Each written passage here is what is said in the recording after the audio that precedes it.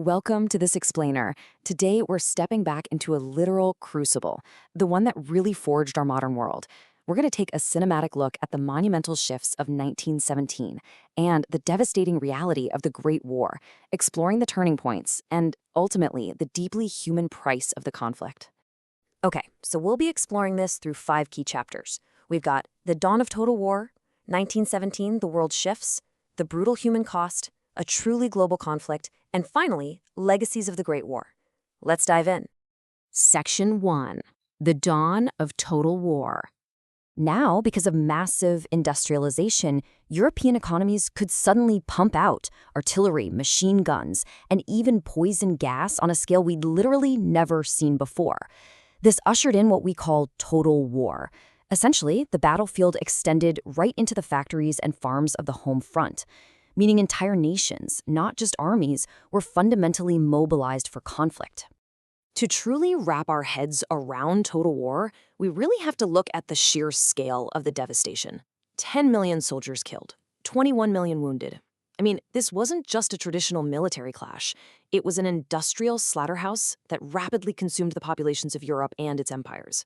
So, to sustain that level of conflict, governments had to entirely restructure society. Every single civilian was asked to sacrifice. Women stepped into heavy industrial roles and munitions factories that were previously held by men. Governments enforced strict rationing on everyday food and fuel. They issued massive amounts of war bonds to fund everything, and they relied heavily on mass propaganda to keep the public emotionally loyal to the cause. But this immense human engine required millions of bodies, which brings us to our next key term, conscription. The mass drafting of soldiers became politically viable thanks to intense nationalism. When war broke out in 1914, these complex alliance systems, namely the Triple Entente and the Triple Alliance, rapidly pulled millions of people across the continent and from their imperial territories directly into the fire. Section 2. 1917. The world shifts. Here is where 2 massive, completely opposing events fundamentally altered the military balance in Europe. On one side, Russia faced severe food shortages and military defeats, which sparked a revolution and led to their ultimate exit from the war. And on the other hand, the United States, which had maintained a strict policy of neutrality, was finally pushed into the conflict. This was driven by Germany's unrestricted submarine warfare and the infamous Zimmermann telegram, which was a secret German offer to ally with Mexico against the U.S. Now, the internal pressure in Russia erupted in the February Revolution of 1917. Angry workers and soldiers took to the streets of Petrograd, and this ultimately forced Tsar Nicholas II into abdication. This formal resignation ended centuries of Romanov rule and, as you can imagine, created a massive, highly unstable power vacuum. And it was a domino effect from there. By November, during the October Revolution, Vladimir Lenin and the Bolsheviks took power with a promise to end the war immediately. So by March 1918, they signed the Treaty of Brest-Litovsk, securing a separate peace with Germany. This was a massive strategic shift because it freed up nearly 1 million German troops to move westward for major offensives. Meanwhile, right across the Atlantic, President Wilson abandoned neutrality, asking Congress for a declaration of war to, quote, make the world safe for democracy. By June, General John Pershing's American Expeditionary Forces began arriving in France. Eventually, over 1 million American soldiers would serve there, totally reversing Germany's numerical advantage and bringing some critical relief to the exhausted Allies. Section 3. The brutal human cost. I want you to just sit with this single chilling number for a second. 57,000. That represents the approximate British casualties suffered on just the first day of the Battle of the Somme, on July 1st, 1916. It remains one of the deadliest single days in all of military history. Try to imagine the stark, grim reality behind those numbers. On the Western Front, trenches stretched for hundreds of miles across France and Belgium.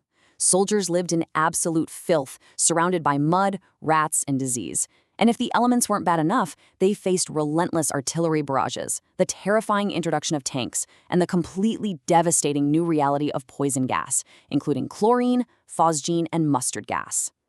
But, the psychological toll was just as catastrophic as the physical one. We saw the widespread emergence of shell shock, which was an early form of post-traumatic stress disorder. The sheer, inescapable trauma of this modern, industrialized warfare forced the medical community to finally acknowledge that the deepest wounds of war aren't always visible on the skin. Section 4. A truly global conflict. We so often focus heavily on Europe when talking about this, but this was a conflict fought on the backs of vast empires. Just look at the colonial contributions. Over 1 million Indian soldiers served under British command. The Anzac forces from Australia and New Zealand suffered horrific losses at Gallipoli. France recruited 200,000 soldiers from West Africa, known as the Tirailleurs Senegalais, plus fighters from North Africa and Indochina. These colonial troops were absolutely vital to Allied victories. And the suffering extended far beyond the trenches, to civilian populations, as total war essentially weaponized starvation itself. The British utilized a strict naval blockade to cut off food and supplies to Germany and Austria-Hungary. This caused widespread malnutrition and countless civilian deaths, proving that in this grim new era of war, literally no one was spared. Then, just as the guns began to quiet, an entirely different enemy swept the globe: the 1918 influenza pandemic. It claimed an estimated 50 to 100 million lives. Modern warfare and the mass movement of troops had helped spread a disease that threatened entire civilizations, just compounding the sheer tragedy of the war itself. Section 5. Legacies of the Great War. So by the summer of 1918, German forces were completely exhausted. The relentless fighting finally ceased with an armistice, a formal agreement to stop fighting, on November 11, 1918.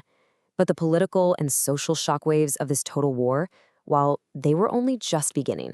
That 1917 pivot permanently redrew the geopolitical map.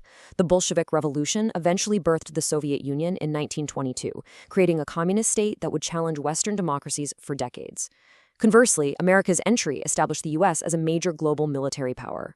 President Wilson's 14 points heavily influenced the Paris Peace Conference of 1919, though a lot of his proposals were actually rejected, which set the stage for future rivalries. We also see the seeds of future rebellion in the anti-colonial movement. Remember those millions of colonial soldiers who fought for the Allies?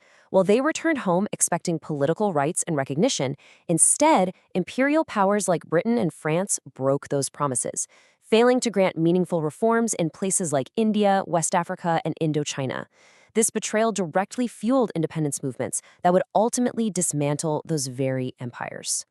So I'm going to leave you with this final, provocative thought to ponder. With ancient empires collapsed, millions suffering from profound trauma, and colonial promises broken, did punitive peace treaties like Versailles actually build a lasting peace? Or did they merely guarantee a far deadlier future? The unresolved tensions of the Great War set a very dangerous stage for the rest of the 20th century. Thanks so much for joining me on this explainer, and keep questioning history.